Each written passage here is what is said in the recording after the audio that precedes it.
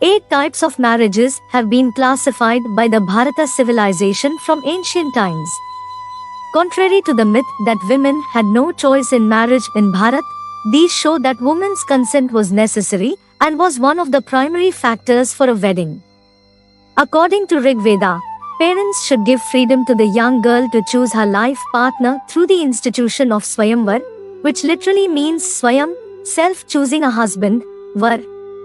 The maiden chooses the Var for her Vivaha, marriage. The mode of choosing could even be through an open contest. Vivaha means to marry. The 8 types of marriages classified in Bharat are Brahma Vivaha.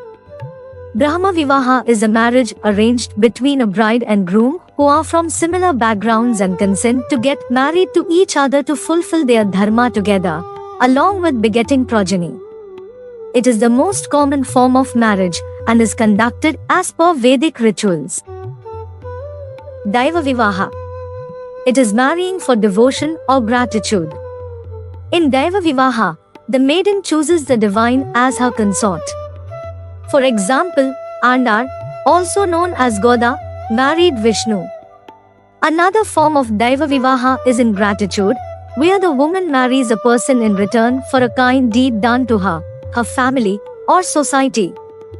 For example, during Ramayana times, Princess Shanta married a rishi named Rishishringa in return for having brought rains to the kingdom of Ayodhya. Asura Guru Shukracharya's daughter, Devayani, offered herself in marriage to King Yayati in gratitude for rescuing her by pulling her out of a well.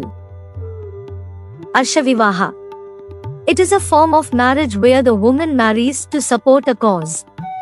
In Arsha Vivaha, the maiden, as part of her social contribution, chooses a rishi as her husband and supports his pursuit of knowledge or larger services to society. They follow the dharma ascribed to the ascetics and focus on bettering the lives of humanity. Many rishi are known to have married princesses. Example, Maharishi Agastya's wife Lopamudra was a princess. Prajapatya Vivaha. It is a marriage meant for the sake of the subjects, Praja. In Prajapatya Vivaha, the wedding is fixed between 2 communities, kingdoms, or groups to strengthen their ties.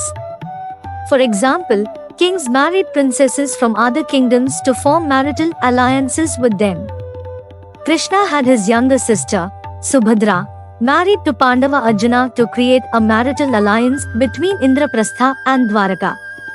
Sri Krishna himself had married for alliances. Asura Vivaha. It is a transactional marriage. In Asura Vivaha, the marriage is conducted solely for monetary or other materialistic exchange.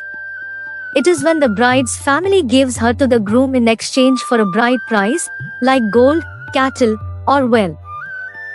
Gandharva Vivaha.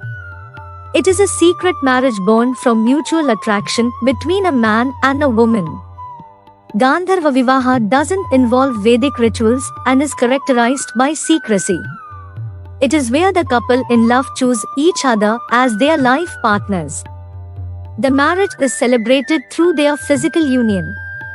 For example, Dushyant married Shakuntala in a Gandharva Vivaha in a forest near the ashramam of Rishi Kanva. Rakshasa Vivaha. Rakshasa Vivaha is a marriage or union that results from the abduction of a woman forcefully against her wishes or elopement of the couple in secret against the wishes of their families and or society.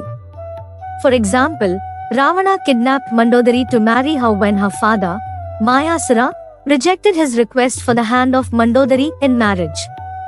When this led to a situation of war between Ravana and Mayasura, Mandodari herself consented to marry Ravana to avoid bloodshed. Paisacha Vivaha. It is the worst form of marriage and is prohibited. In Paisacha Vivaha, the union is forced with an unconscious or intoxicated bride. She cannot give her consent since she is not even conscious. This form of marriage is shameful. Bharata civilization, being a diverse society, all forms of marriages and unions have existed, with each receiving suitable acceptance and censure. The ideal marriage recommended is the Brahma Vivaha, where the marriage is arranged by the families with the bride, groom, and their families' consent. Even here, scriptures advise a Brahma Vivaha between a bride and groom who love each other. The Vedic rituals are a way to remind and bless the couple to build a healthy, happy, and prosperous life together and do their dharma in society and beget good progeny to carry forward the civilization with its knowledge and dharma.